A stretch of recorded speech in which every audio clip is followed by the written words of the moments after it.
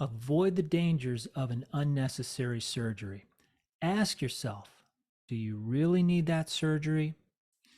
As with all things that have to do with your health, you are the best decider of this question.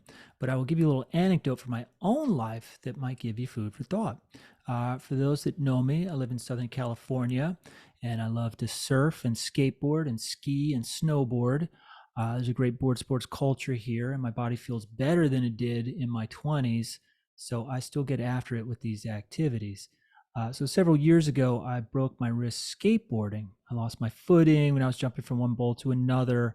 And when I fell, I misjudged where I was and ended up falling on my wrist and breaking it. It was pretty painful, but fortunately, so I thought, I had insurance. So I went to the doctor to get an x-ray, and they confirmed what I already knew, that my wrist was broken, and they gave me an appointment for an orthopedist.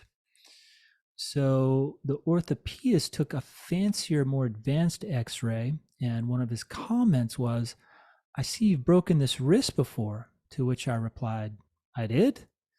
And he said, "Yeah, see, this line here shows where the bones fuse themselves back together. I played football in high school and college, and I do remember hurting my wrist on at least one occasion, but I never did anything about it, and it fused itself back together." So then the doctor made some measurements on the x-ray computer screen, and he recommended surgery to pull the bones back in place with the metal plate. And according to his calculations, the bones are too far apart to come back together on their own, and it wouldn't heal properly without putting a plate in there. Well, I was a bit skeptical, knowing that a wrist surgeon will want to sell me a wrist surgery, but I didn't know much about broken bones at the time, and I trusted his opinion. He was a highly regarded surgeon who I'd heard had attached a cadaver hand to a person who had lost their hand. It's pretty amazing stuff, regardless of anything else. Well, what I didn't know at the time is that most bones heal as well or better without surgery with just a splint. And the way the body heals this is when the bone breaks, it forms a collection of blood cells that help the bone heal on its own. In fact, that is exactly what had happened previously with my wrist. But when you're in pain and you're in the medical matrix and they're giving you their expert opinion and you don't know any better, then you buy into it, which is exactly what I did.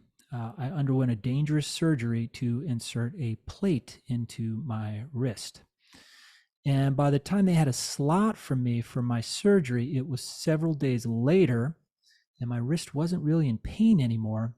I was able to move it a bit and could type and do basic stuff with it at this point.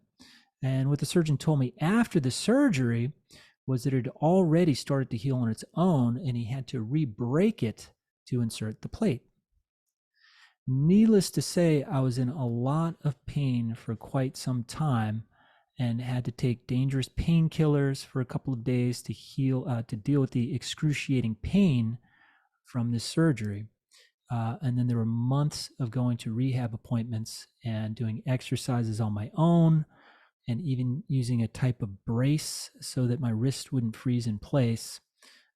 It's been many years since I got this surgery, and I still can't completely bend my wrist all the way back on my own.